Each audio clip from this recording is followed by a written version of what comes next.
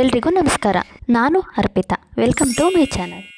ಯಾವುದೇ trip start ಆಗೋಕ್ಕೂ ಮುಂಚೆ ಗಾಡಿ ಪೂಜೆ, ದೇವರ ದರ್ಶನ ಆಗಲೇಬೇಕಲ್ವಾ? ಇದು ನಮ್ಮ ಸಂಪ್ರದಾಯ ಕೂಡ. ಇವರು ನನ್ನಮ್ಮ.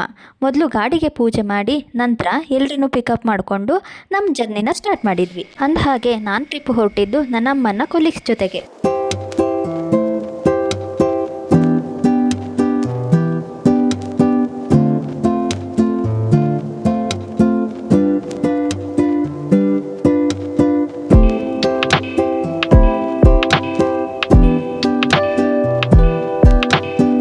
ಆ ದಿನ ಸಂಕಷ್ಟಹರ ಚತುರ್ಥಿ ಇದ್ದಿದ್ದರಿಂದ ಹೋಗ್ತಾ ಹೊಳಲ್ಕೆರೆಯಲ್ಲಿರೋ ಗಣಪತಿಯ ದರ್ಶನ ಮಾಡಿಕೊಂಡು ನಾವು ಹೊರಟಿದ್ದು ಸಿಗಂದೂರು ಕಡೆಗೆ.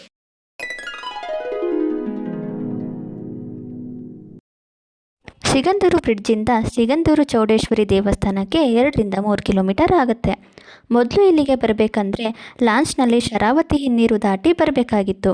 ಈಗ ಬ್ರಿಡ್ಜ್ ಮಾಡಿರೋದ್ರಿಂದ ರಸ್ತೆ ಮೂಲಕ ದೇವಸ್ಥಾನಕ್ಕೆ ಹೋಗೋಕ್ಕೆ ಸಾಕಷ್ಟು ಸುಲಭವಾಗಿದೆ. ಈ ಬ್ರಿಡ್ಜ್ ಶರಾವತಿ ಹಿನ್ನೀರಿನ ಮೇಲೆ ನಿರ್ಮಿಸಿದ್ದಾರೆ. ಇದು ಸುಮಾರು 2.44 ಕಿಲೋಮೀಟರ್ ಉದ್ದದ ಕೇಬಲ್ ಸ್ಟೇಯ್ಡ್ ಬ್ರಿಡ್ಜ್. 2025ರಲ್ಲಿ ಈ ಬ್ರಿಡ್ಜ್ನ ಕಟ್ಟಿದ್ದಾರೆ. ತುಂಬ ಮಳೆ ಬರ್ತಾ ಇದ್ದಿದ್ದರಿಂದ ನೀಟಾಗಿ ವೀಡಿಯೋಸ್ ಕ್ಯಾಪ್ಚರ್ ಮಾಡ್ಕೊಳ್ಳೋಕ್ಕಾಗಲಿಲ್ಲ. ಒಂದು ಕ್ಲಿಪ್ಸ್ ತಗೊಂಡು ಡೈರೆಕ್ಟಾಗಿ ದೇವಸ್ಥಾನಕ್ಕೆ ರೀಚ್ ಆದ್ವಿ.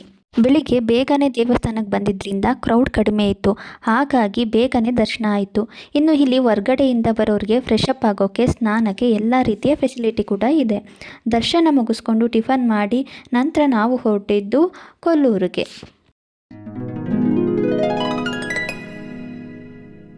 ಕರ್ನಾಟಕದ ಅತ್ಯಂತ ಪ್ರಸಿದ್ಧ ಶಕ್ತಿ ಕ್ಷೇತ್ರಗಳಲ್ಲಿ ಕೊಲ್ಲೂರು ಶ್ರೀ ಮೂಕಾಂಬಿಕಾ ದೇವಸ್ಥಾನ ಕೂಡ ಒಂದು.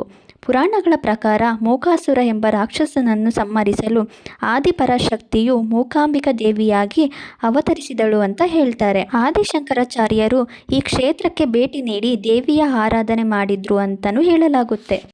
ಇನ್ನು ಆಷಾಢ ಮಾಸ ಆಗಿರೋದ್ರಿಂದ ದೇವಸ್ಥಾನದಲ್ಲಿ ತುಂಬ ಕ್ರೌಡ್ ಇತ್ತು.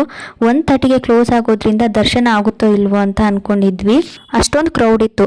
ನಾವು ಎಂಪ್ಲಾಯ್ ID ಕಾರ್ಡ್ ಕ್ಯಾರಿ ಮಾಡಿದ್ರಿಂದ ನಮಗೆ ಫ್ರೀ ಎಂಟ್ರಿ ಸಿಕ್ತು. ನೀವು ಕೂಡ ನೆಕ್ಸ್ಟ್ ಯಾವುದಾದ್ರೂ ಟೆಂಪಲ್ಗೆ ಹೋದರೆ ID ಕಾರ್ಡ್ ಕ್ಯಾರಿ ಮಾಡಿ. ದೇವಸ್ಥಾನದ ಕೌಂಟರಲ್ಲಿ ID ಕಾರ್ಡ್ ತೋರಿಸಿದ್ರೆ ಚೀಟಿ ಬರೆದು ಕೊಡ್ತಾರೆ. ಅಮೌಂಟ್ ಪೇ ಮಾಡೋ ಅವಶ್ಯಕತೆ ಇರಲ್ಲ, ಡೈರೆಕ್ಟ್ ಎಂಟ್ರಿ ಸಿಗುತ್ತೆ. ನಾವು ಕೂಡ ಹಾಗೆ ಮಾಡಿದ್ರಿಂದ ನಾವು ಅಂದ್ಕೊಂಡಿರೋ ಟೈಮ್ಗೆ ದೇವಿ ದರ್ಶನ ಚೆನ್ನಾಗಿ ಆಯಿತು. ಊಟ ಮಾಡಿ ನಂತರ ನಾವು ಹೊರಟಿದ್ದು ಮುರುಡೇಶ್ವರಗೆ. ಕೊಲ್ಲೂರು ಟು ಮುರುಡೇಶ್ವರಗೆ 60 ಕಿಲೋಮೀಟರ್ ಆಗುತ್ತೆ. ಸಮುದ್ರದ ಪಕ್ಕದಲ್ಲೇ ಇಷ್ಟು ದೊಡ್ಡ ಶಿವನ ಮೂರ್ತಿ ಇರೋದೇ ಈ ಪ್ಲೇಸ್ನ ಮೇನ್ ಅಟ್ರಾಕ್ಷನ್. ಇನ್ನು ಈ ಶಿವನ ಮೂರ್ತಿ ಸುಮಾರು 123 ಅಡಿ ಎತ್ತರ ಇದೆ. ವಿಶ್ವದ ಅತ್ಯಂತ ಎತ್ತರದ ಶಿವನ ಮೂರ್ತಿಗಳಲ್ಲಿ ಇದು ಕೂಡ ಒಂದು. ಇನ್ನೊಂದು ವಿಶೇಷ ಏನಂದ್ರೆ ಇಲ್ಲಿರೋ ರಾಜಗೋಪುರ ಇದು ಸುಮಾರು 249 ಅಡಿ ಎತ್ತರ ಇದೆ.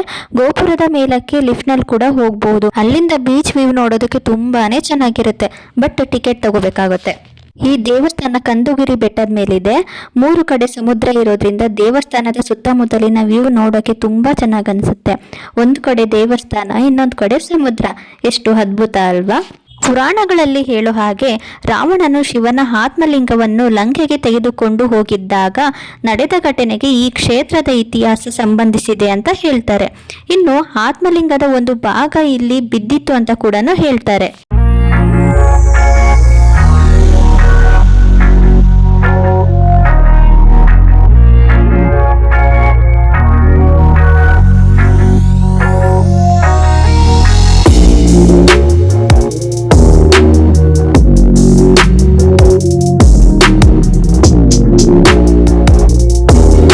ನಾವು ಹೋದಾಗ ಮಳೆ ಬರ್ತಾ ಇದ್ದಿದ್ರಿಂದ ಬೀಚ್ ಹತ್ರ ಹಲೋ ಇರಲಿಲ್ಲ.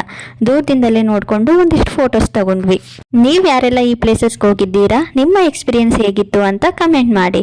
ವಿಡಿಯೋ ಇಷ್ಟ ಆದರೆ ಲೈಕ್ ಮಾಡಿ, ಹಾಗೆ ಸಬ್ಸ್ಕ್ರೈಬ್ ಮಾಡಿ.